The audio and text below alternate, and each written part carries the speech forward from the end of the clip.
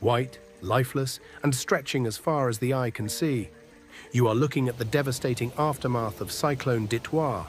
As the storm caused lakes and rivers to overflow, millions of fish were swept into narrow canals. But as the floodwaters suddenly receded, a silent tragedy began.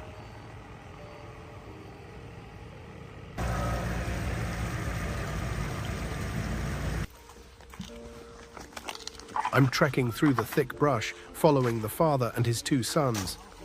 We are heading deep towards the canal to see the extent of the damage for ourselves. The ground here is soft and muddy, making it a difficult walk with the camera.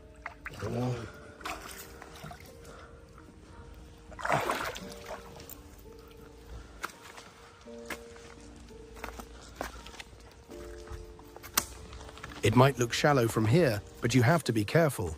The canal bed can be unpredictable. We're pushing forward because we want to see exactly what happened to the millions of fish trapped here. As we get closer, the true scale of this disaster is about to become clear.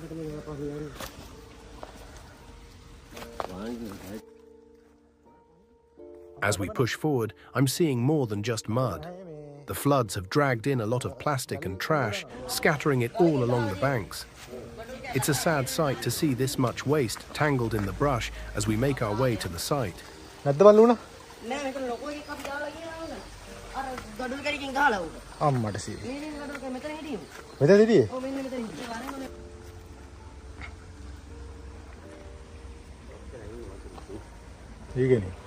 The sheer volume of fish trapped in these shallow canals was overwhelming. Once the water flow stopped, the oxygen levels plummeted almost instantly. In these small pockets of water, there simply wasn't enough air for them to breathe. What you see here is only a fraction of the loss. Hundreds of thousands of tilapia, katla, rohu, snakeheads, and even eels perished within hours.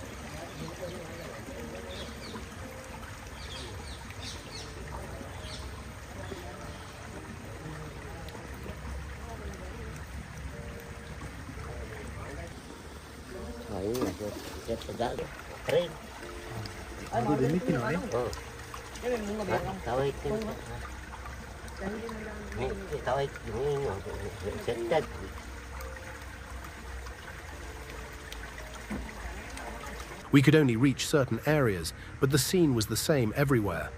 Amidst this graveyard of fish, we found a glimmer of hope. Look at these two young children and their father.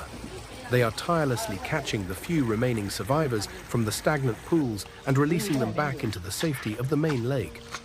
A truly noble act in the middle of a disaster.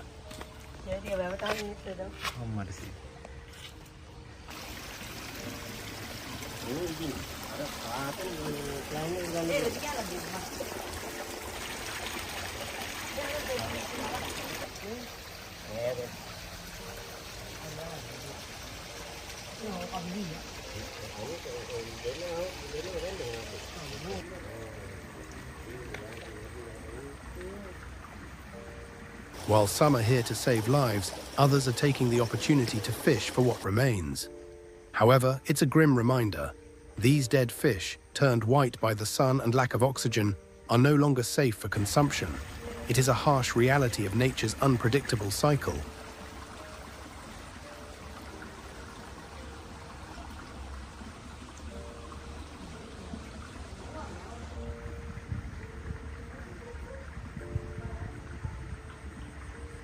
As the cyclone intensified, the city didn't just face rain, it was completely submerged. A nearby lake overflowed, sending a surge of water through the heart of the town, flooding shops and homes. Daily life has come to a complete standstill. But amidst the chaos, there is a scene I don't think you've ever witnessed before. Fishing in the middle of a busy city street. I arrived just as the main frenzy was winding down, but the locals told me something incredible. Just hours earlier, they had caught nearly 60 to 70 kilograms of fish right here on the flooded road.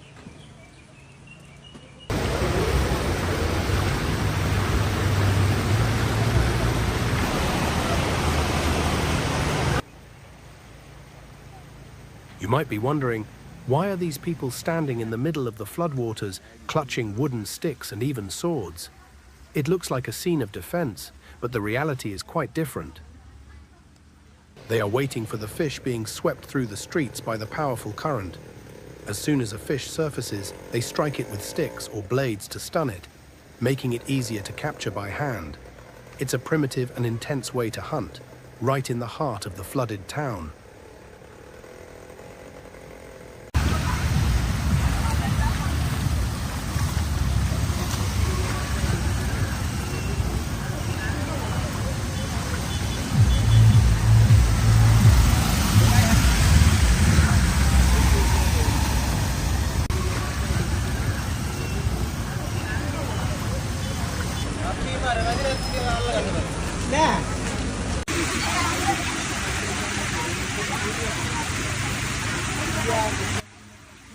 What you are seeing now is the result of that hunt. These are the fish that were struck and captured directly from the flooded streets. In the middle of a natural disaster, these locals have managed to turn the destructive floodwaters into a source of survival.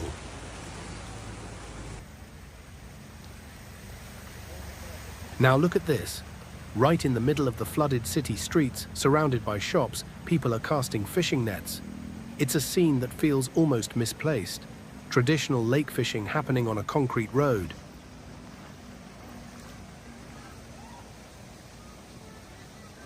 I don't think anyone has ever seen such a unique and strange sight before. What you are witnessing right now is the live experience I captured as the floods took over the town.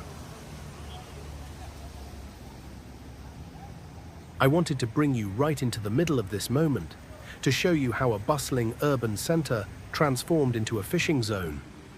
Watching these massive fish being carried by the current right past the storefronts was something I will never forget. And now I'm sharing that experience with all of you. And here is another spot in the city where people are casting their nets. No matter where you look, the flooded streets have become a hive of activity as locals try to catch the fish swimming through the heart of the town.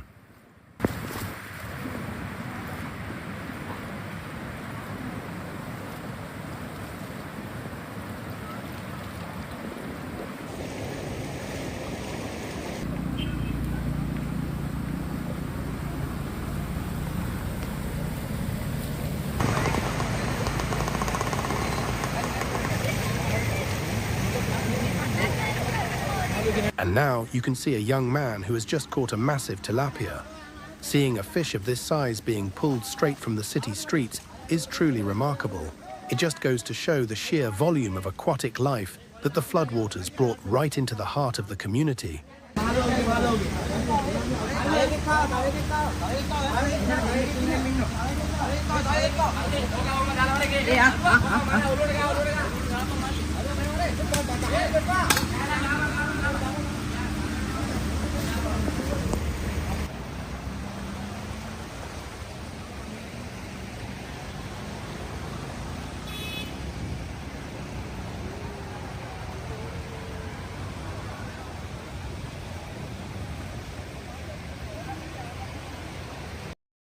Now I'm showing you a group of people hunting for massive fish as the lake continues to overflow.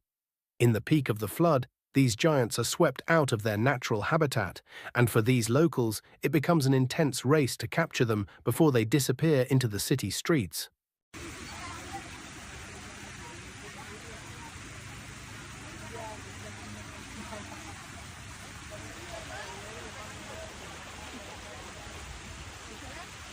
In another part of the city, you can see groups of people standing by, armed with sticks and blades, waiting for the fish to surface. They are watching the rushing waters intently, ready to strike the moment a fish is swept past them. It's a tense and unusual sight to see such a hunt taking place right here on the city streets.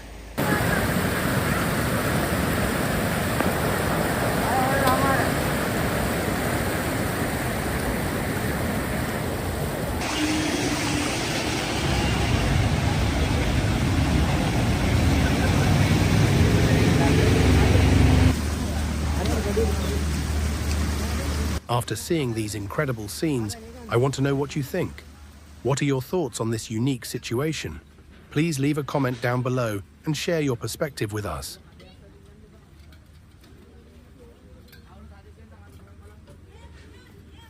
For these locals, despite the challenges of the flood, catching fish like this becomes a moment of excitement and community spirit. It's a way for them to find some joy in a difficult time, and later, these fresh catches will be taken home to be cooked and shared with their families.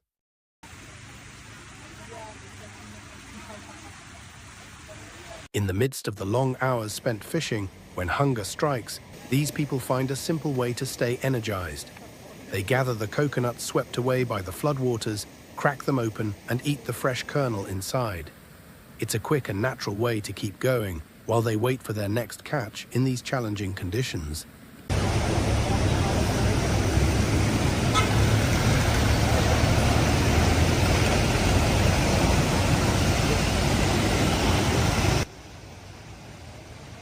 We are standing right on the edge of the reservoir's dam. An immense volume of water is surging over the spillway, crashing into the canal below with terrifying speed. Looking at it from this close, you realize just how dangerous the situation is.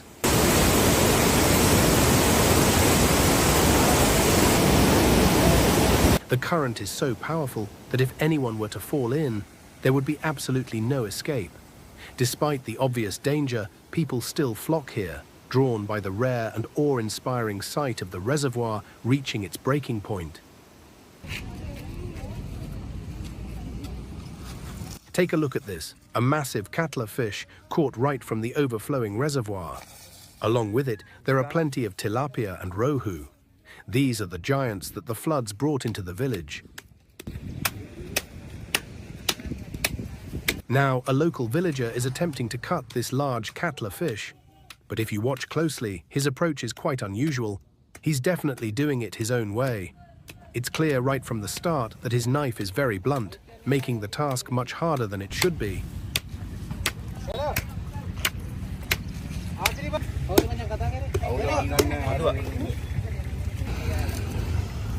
The way he struggles with the blade shows that he is certainly no expert when it comes to cutting fish. It's a slow, clumsy process, but it's a reflection of the situation, ordinary people doing their best to handle the unexpected bounty that the floods brought to their doorstep.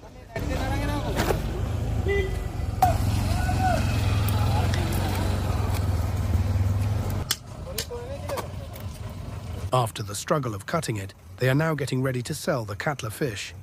Even though it's a massive fresh catch, they are selling it for a very low price, only about $3 per kilogram.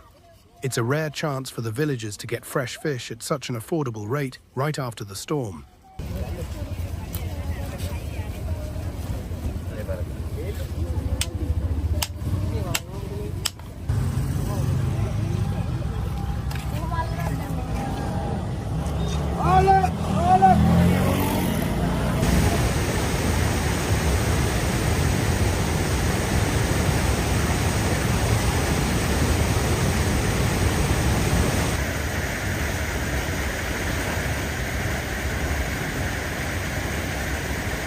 As you can see, the floodwaters have left behind an incredible abundance of fish. Even the smallest canals running through the village are now teeming with life. It's as if the water has restocked the entire landscape.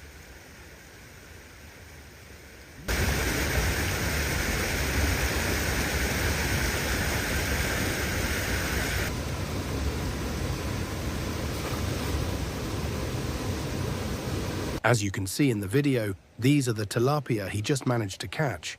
There are about 5 kilograms of fish here. A successful harvest for a short time spent at the canal. For a single person, this is more than enough to feed a family for a couple of days.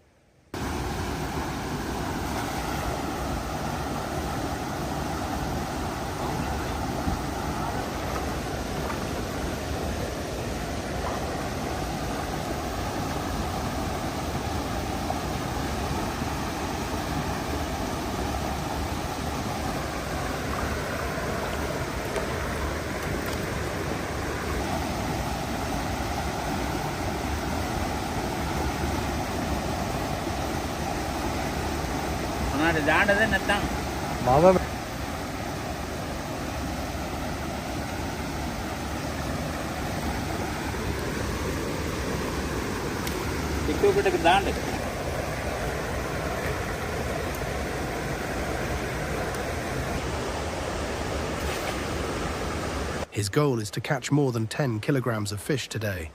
Looking at how many are swimming in these small canals right now, that target seems well within his reach. It's amazing to see how much food nature provides just outside their doorsteps after such a storm.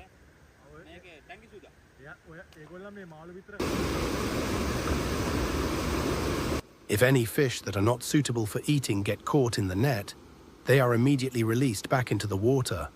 Even in the middle of a struggle for survival, there's a deep respect for the life cycle. They only take what they need, ensuring that the rest can return to the wild safely.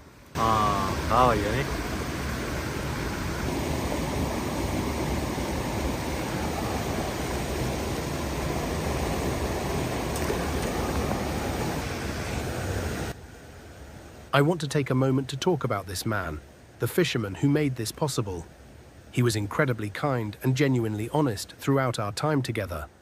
I want to thank him deeply for all the support he gave me. His openness allowed me to capture these rare moments and share them with the world. It's truly heartening to meet such wonderful people during these times.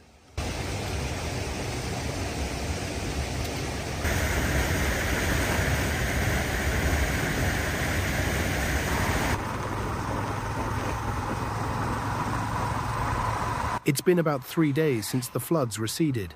It's 7 o'clock in the morning, and as I ride my motorcycle down these roads, I'm greeted by a thick, heavy mist. For a dry zone like this, such a sight is truly unexpected.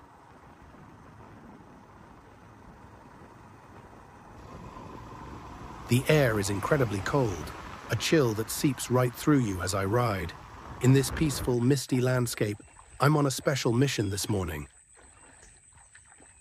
I'm heading out specifically to find someone selling fresh tilapia. My goal today is to capture a video of them and show you the life of a local fish vendor in these unique conditions. Right there, riding the motorcycle just ahead of me, is Weir Mama. He's the one selling the freshest tilapia fish in the area.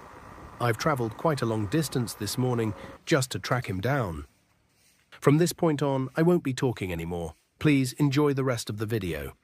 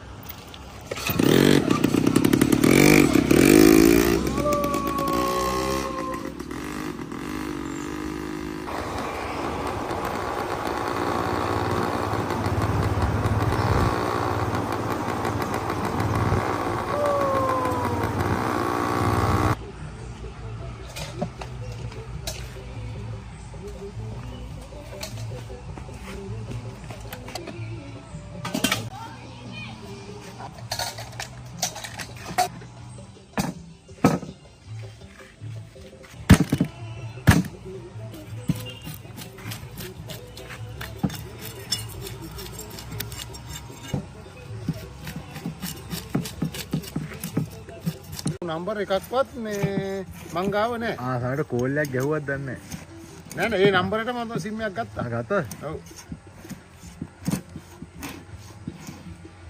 මම මට හම්බුණා දෙපාරක් විතර. එහෙමද? ඔව්. Call එක. ඕකයි තව 1300ක්.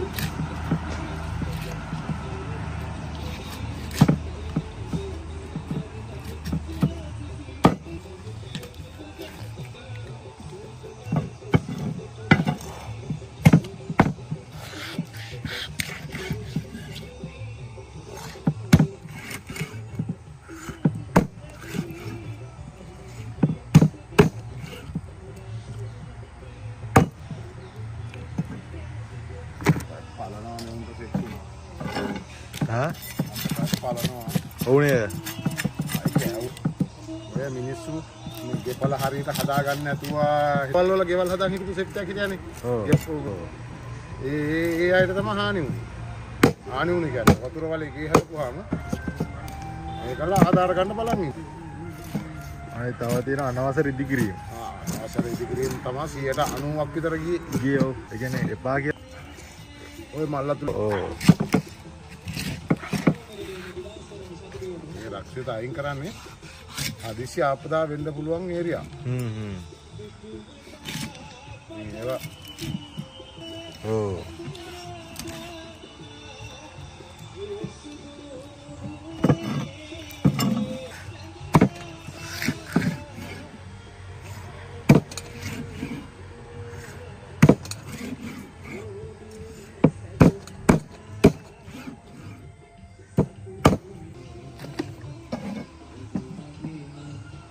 උද්දා පොඩේ මෙයා කිව්වා මං හිත බොරුද කිව්වා. නෑ.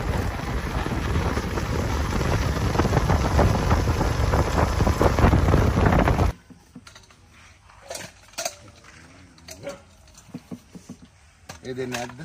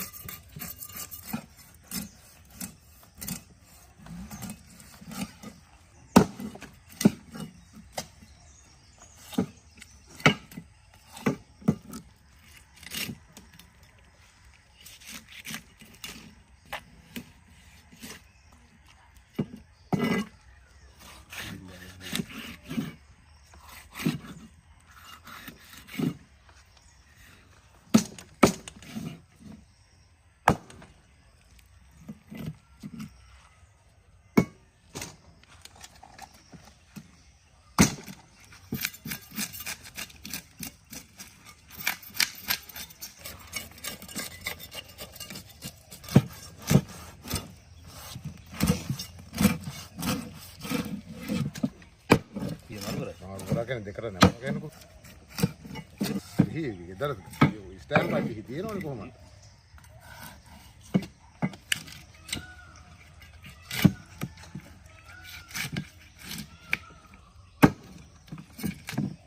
ඉතින් නේද?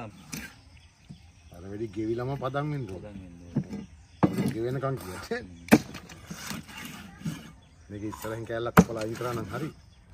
මේ එතකොට කිසි වටිනාකමක් නෑ. අදිසියක් වුණොත් මීහරකෙක් හරි වැඩි ගහගෙන තියෙනවා.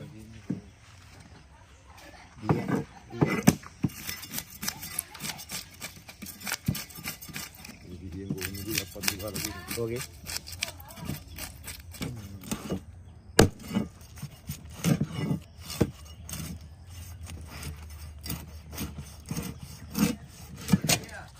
දෙන්න.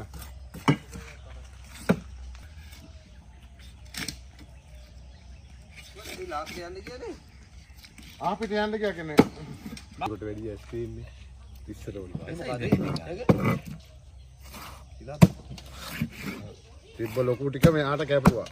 ආයෙ තියෙන්නේ පොඩි මාළු. මොකද කරන්නේ? ඔක එන්න. මේ ඔක්කොම දීලා තියෙනවා. කොහොමද දෙන්නේ? මාළු. පොදු මොලෙන් බෑ. පොඩි මාළු දිනවා මේ ඉන්නේ. මේ පොඩි මාළු. දීන්නේ පොඩි පොඩි. දෙලුකේ? පන්නේ ඉන්නේ. වාදන් එඩි. ඉදම් පොඩි. ඒක තාම ගාමයි. හරි බල දාලා ගන්නවා. පොඩි උග හොන්න පොඩි නැද්ද? පොඩි නැද්ද? අපේ ගෙදර මාළු කා ඔක්කොම ඉවරනකම් මං තනියෙන් කන්නවා. නැටි අයියේ බොයි. අය දැන් ආන්නේ ඒක. නේ? අයි ඉබ්බ දැන් දැන්.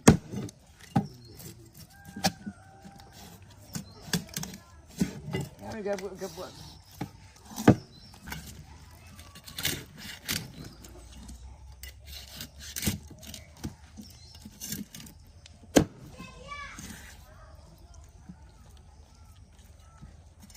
Này.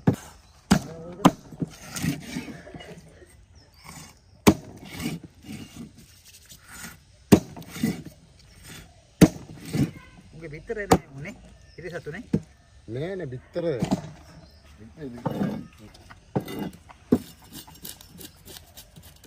Bitter này.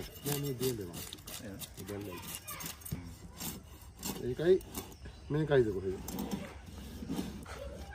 ඒකට ලොකුයන් පොඩි එකට පොඩි දරට පොඩි දාලට ලොකු ගන්න නෑ. ඒ කියන්නේ තෝරෙමට තෝරෙමට එනවා.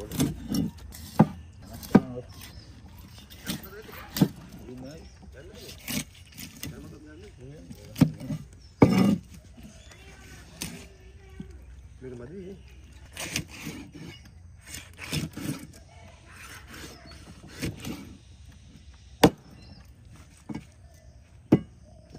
කියලා ජූනියර් මොකද? උලන්නේ. ඊට පස්සේ 10 දෙයක් ග්‍රාම්. උට හීරෝ. ඔව් කමුල ඊට මෙතන ඉන්නේ. ඒ ගහන්නේ දෙන්න. ඌ නෙමෙයි දකලා කොට ගහන්නේ මේක.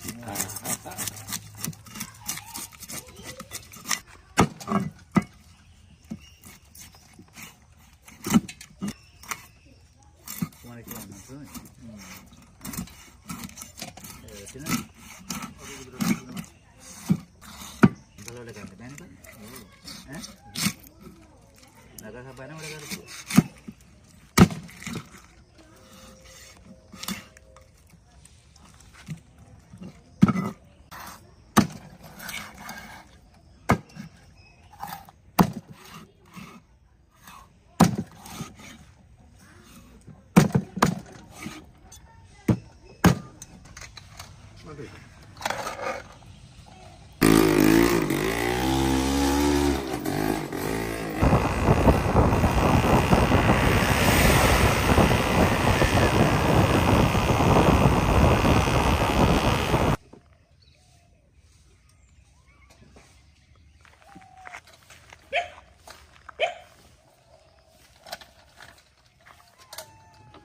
channel එක හිටියේ.